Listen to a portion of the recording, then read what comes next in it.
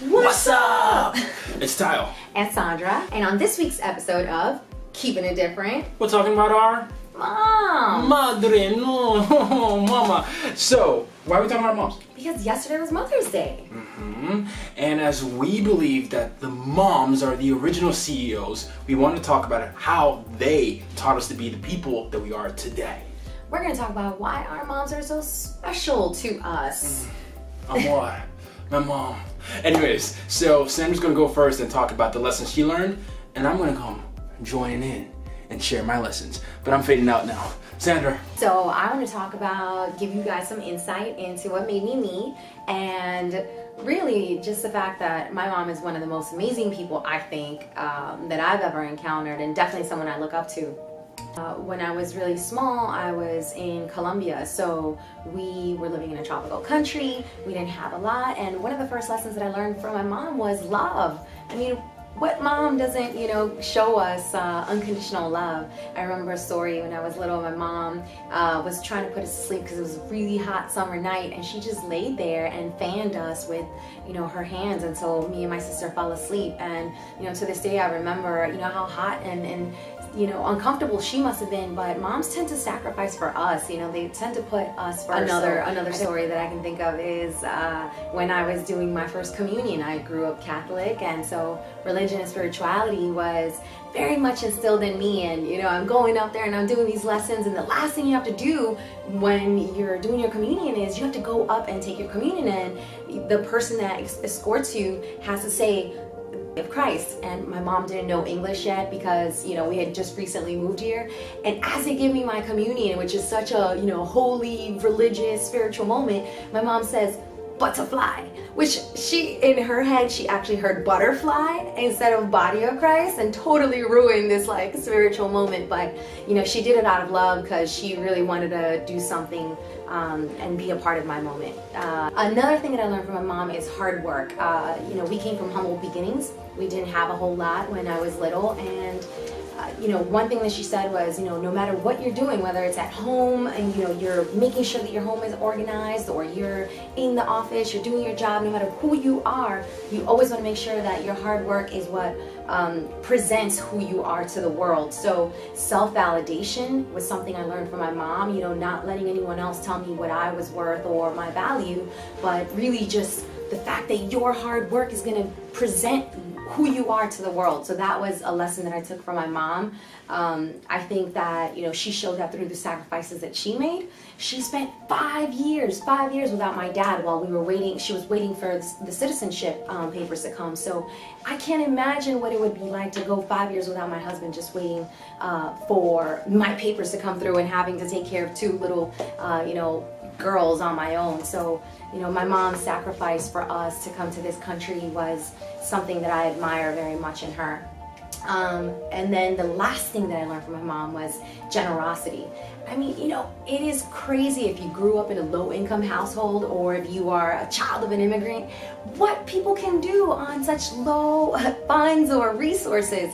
And I think about the story from the Bible of how Jesus fed the 5,000.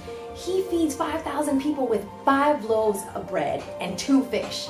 And he feeds 5,000 people. And that's kind of what I think of when you think about immigrant family, because the fact that my mom was always able to feed all of these people that came visiting our house was just always amazing to me. With such low resources, I can't imagine what it would be like to feed an entire family on government assistance, on food stamps. So the fact that our families worked so hard back then when I was growing up, is something that says a lot about hard work, humility, generosity, and no matter how little you have, you can always share that with others, and you can always be generous and kind to someone else. So Mrs. Iyabusola Rockson. That is my mom's name, and she hails from a town called Ijebode in Ogun State. She's the strongest person I've known for the work she's done. She raised 3 boys across 5 countries and 4 continents, and a lot of the lessons she taught me have stayed with me till today. Lesson number 1, respect and character. I said my mom raised 3 boys, and one of the things that she made sure that we understood was how to treat women.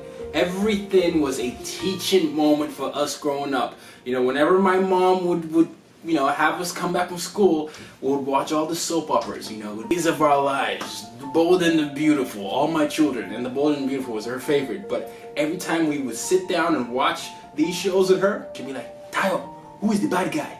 Who is the bad girl? Make sure you're not like these bad people, because in life, people reward the good people. Always be good, because that is how you pay things forward. And she always made sure that we understood, even at such a young age. She said, don't be like these guys, because they will never ever be able to advance you in life, and anything you do will be done back to you. So sort of that golden rule principle. So respect and character was always a big thing for us, and she didn't want any of her boys to go on treating women like secondary characters, because women deserve to be treated just as well as men are treated in the society. So I always took that from her from an early age, and respect, especially to women, has been something that's really, really important to me, and it plays into the role that I do as a diversity and inclusion consultant today, making sure we strive for gender equality. Another thing that my mom always taught me was the idea of hard work. You know, my mom sacrificed so much.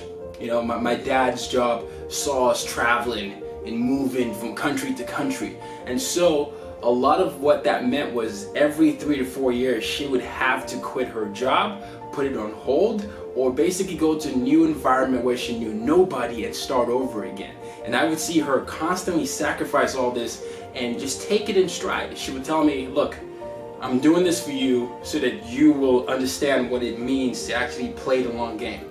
And I didn't quite understand what that meant when she was doing that. I just thought, Mom, you have all these opportunities, why are you sacrificing? She said, so that my sons can have the best life that they can have. And that, I'm trying not to cry, but that is one of the reasons why I always say, you know, my mom's the strongest person I know, because it's not, it's not the, you don't have many people that are willing to put on their dreams on hold so that they can have their children's dreams live through them. And so for that, I want to thank you, Mom. Sacrifice was something that I took from you, and it plays again into the role that I did. You know, when I was getting my MBA here, I sacrificed a lot of what I thought would be, you know, good free time. I would spend a lot of time trying to build that long-term goal. So every time I was building this company, I was always thinking about the long-term vision. And anytime I missed out on an opportunity to hang out with friends, I would say, what did Mom tell you when you're growing up? Think about the long-term vision in mind and work towards that. So discipline is the other thing. You know, we were taught in the Nigerian culture, chores are a must. So we washed dishes, we had a timetable. My brother Dilly would do it this day, Tunde would do it this day, I would do it this day, and we had chores, the dishes, always washed your plates after you ate, always make sure the pots and pans were scraped, we swept the house. I used to wash my little brother's nappies. Thank you, Mom, for instilling that in me, because I don't know if I would be able to do all the random things I do without discipline today. And the last thing is faith. We grew up as a Christian, you know, as Christians. We grew up as Christians, so you know, a lot of you know, what my mom would do would tell us to always have faith. You know, whether it's, you know, no matter what religion you believe, always have faith that it'll work out. I remember coming home from work many times, or from school rather, many times, and I'd be like, Mom, this is impossible, nothing's gonna happen. And she'd be like, it will work out.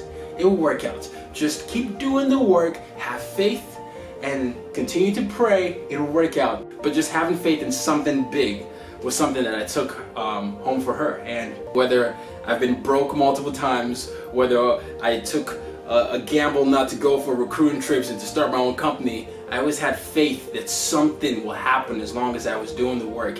And I don't know that I would have had that firm foundation of faith in something if she had, you know, put that into my mind. And so, Mom, I love you. Thank you very much for everything you've done, and happy Mother's Day to you. Happy Mother's Day to all the mothers in the world, because you all are the original CEOs, and we deserve to give you more than just one day of the year. So thank you.